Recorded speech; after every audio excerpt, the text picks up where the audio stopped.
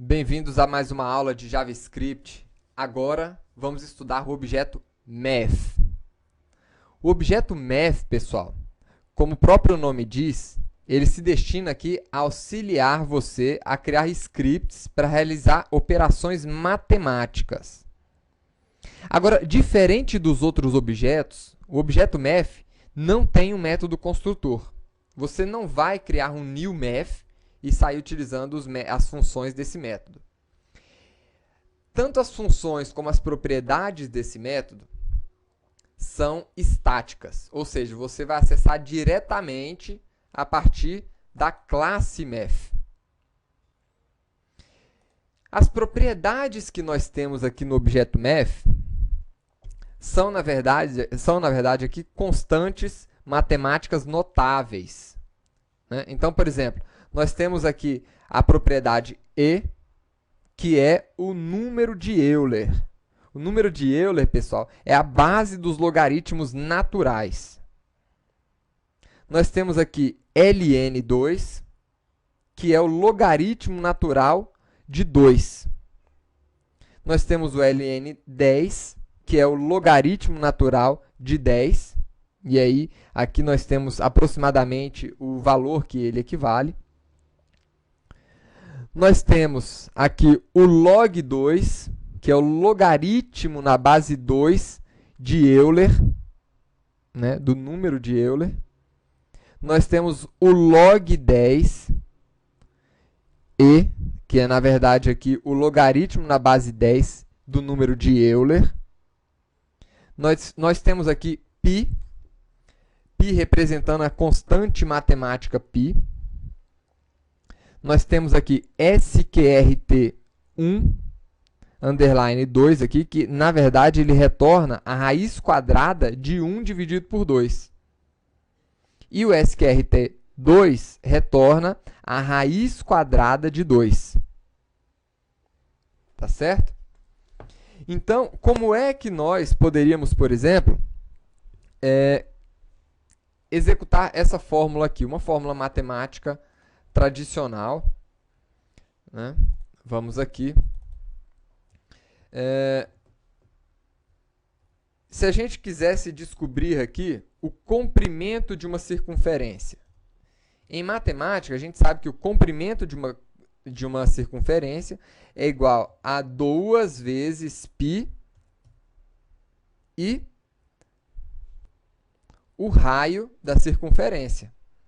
Traduzindo isso aqui para a linguagem de script, nós teríamos aqui 2 vezes π vezes o raio.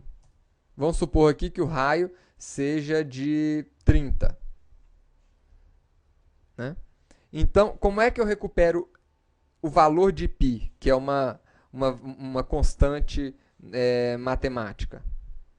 Então, com a classe Math, a gente consegue acessar a variável π aqui. Né? Então, vamos ver quanto é que vale aí o comprimento de uma circunferência que tenha 30 de raio. Vai ser exatamente isto daqui. Vamos ver? Tá aí. Essa aí é a circunferência, né, da nossa... A circunferência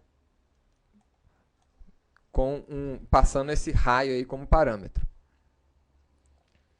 Vamos agora ver as várias funções. Vocês já viram quais são os atributos que nós podemos ter, as propriedades que nós temos no objeto Math. Sempre que vocês precisarem descobrir ou entender quais são as propriedades e funções de um objeto JavaScript, entrem aí na W3 Schools e entrem lá na referência a objetos JavaScript. Tá? Aqui a gente tem um material bem completinho. Agora vamos estudar aqui cada uma das funções rapidamente. Né? Vamos primeiro aqui para a função ABS. A função ABS, ela retorna o valor absoluto de um número. Então, vamos pegar aqui math.abs menos 3. Então, o valor absoluto de menos 3 é 3. Não é isso? o valor absoluto de 3 continua sendo 3. Né?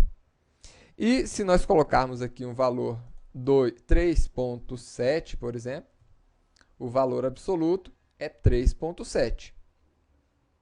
Tá certo? Nós temos também aqui a função max. A função max, ela vai retornar o número de maior valor dentro de um conjunto. Então, eu vou colocar aqui o número 2, número 3.7, número menos 5, número 9. Qual é o maior desses números? Vamos ver? Tá aí, o maior de todos os números que eu passei aqui na lista é 9.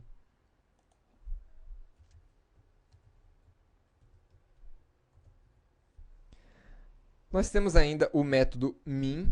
O método min, pessoal, ele retorna o número de menor valor dentre os valores passados.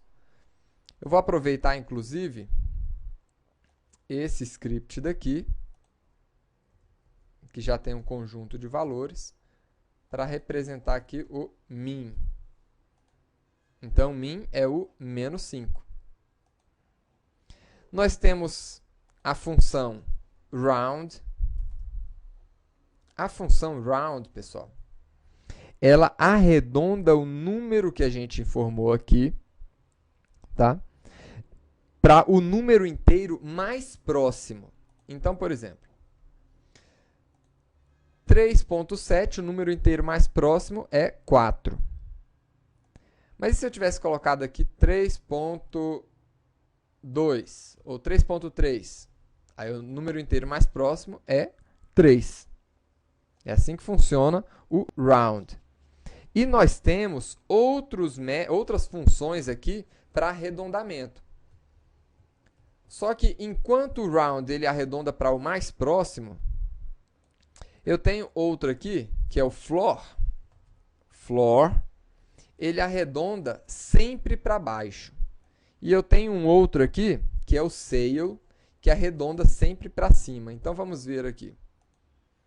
O floor ele arredondou para 3.3 e o sail para 4. Aliás, o floor ele arredondou para 3, que é o inteiro mais próximo, é o inteiro para baixo mais próximo, e o sail arredondou para 4, que é o inteiro para cima mais próximo. Nós temos ainda a função poll. A função poll, ela eleva um número a uma determinada potência. Né? Então, poll, que na verdade significa potência, eu posso informar aqui, ó, 2 elevado a 2, ou 2 elevado ao quadrado, dá quanto? 4. Né? 2 vezes 2. E 2 elevado a 6? 64. Então, poll é a função que nós temos para elevar um determinado número a uma dada potência. Eu tenho ainda o método sqrt. sqrt, ela extrai a raiz quadrada de um número. Então, vamos extrair a raiz quadrada de 2, por exemplo. Raiz quadrada de 2 é igual a 1.4142, tal. E a raiz quadrada de 4? Vamos extrair? É 2, olha aí. Né? Nós temos ainda uma outra função muito importante desse objeto math, que é utilizada com muita frequência, que é a função random. Essa função random, pessoal, ela retorna um número dinâmico. Né? Ela retorna um número randômico. Então, isso aqui funciona como se fosse uma roleta, onde vai dar um número compreendido entre alguns números. E esse número ele compreende entre quais números? Entre o número 0 e o número 1. Então, random, ele vai retornar sempre um número entre 0 e 1. Tá? Então, 0.74, tal, tal, tal, é o número que ele gerou para mim. É um número randômico, pessoal. Para que a gente utiliza isso? Né? Por exemplo, se eu quiser gerar números decimais de 1 até 10, como esse número aqui é um número de 0 até 1, eu poderia multiplicar esse número por 10. Assim, a gente vai ter um número aqui, ó, de 0 até 9, né? De 0 a 10. Então, a gente poderia utilizar essa função para criar números aleatórios. Né? Então, por exemplo, deixa eu criar um número aqui. Um número aleatório. Eu gostaria de criar um número, né, entre 1 e 10. Então, ou então entre 0 e 9. Eu vou pegar esse número e vou arredondar ele para baixo.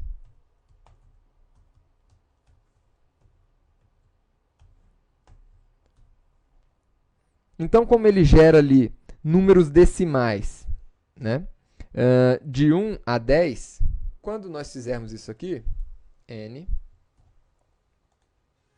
ele vai retornar aqui um número entre 0 e 9. Olha aí, ó. É o máximo que ele podia gerar. 8. Então, está gerando números aleatórios para a gente. Se eu colocar mais um aqui, ele vai gerar números aleatórios para mim, números inteiros, porque eu estou arredondando aqui para um número inteiro, números inteiros de 1 até 10, colocando ali mais um. Então, sempre vou ter números ali de 1 a 10. E a gente poderia evoluir isso aí e criar números de 3 até 15, né? Poderíamos criar uma infinidade de números aleatórios. Uma outra função que nós temos é a função exp.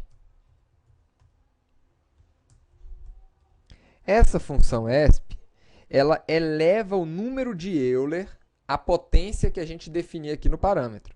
Então, vamos lá. Se eu quiser elevar o número de Euler à potência de 3, nós vamos ter isso daí.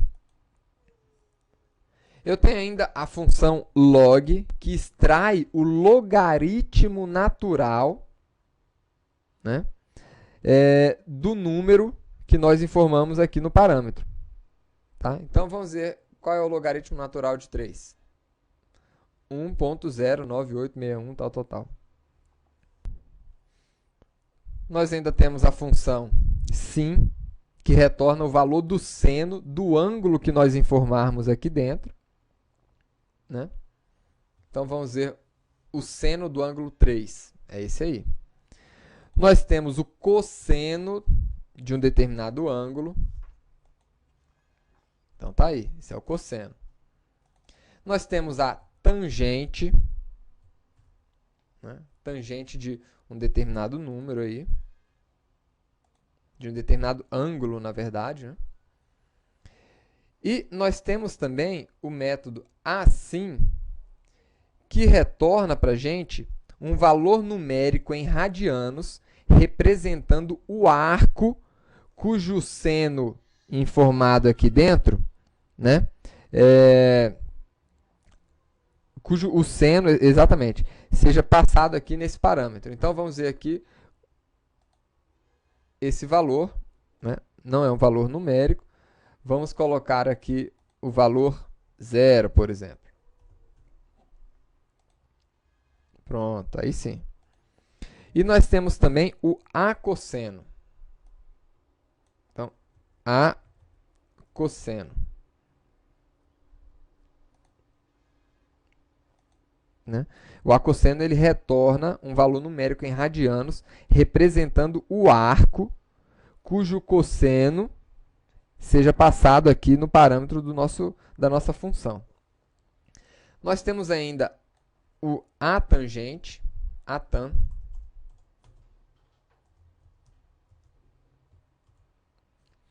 que retorna um valor numérico entre menos π dividido por 2 e π dividido por 2, representando o arco em radianos, cuja a tangente a gente está passando aqui como parâmetro da função. Então, vamos ver aqui. E nós temos ainda o Atan2. Né? Esse Atan2, ele retorna um valor numérico entre menos π e π, representando o arco em radianos, cuja tangente é igual ao quociente dos dois parâmetros que a gente está informando, que a gente vai informar nessa função aqui. Então, os dois parâmetros que eu vou informar vai ser 1 e 1, por exemplo. E aí está o resultado. Então, pessoal, é para isso que serve o nosso objeto MEF, exatamente para realizar esses cálculos matemáticos. Espero que vocês tenham gostado da aula de hoje e nos vemos aí na próxima aula.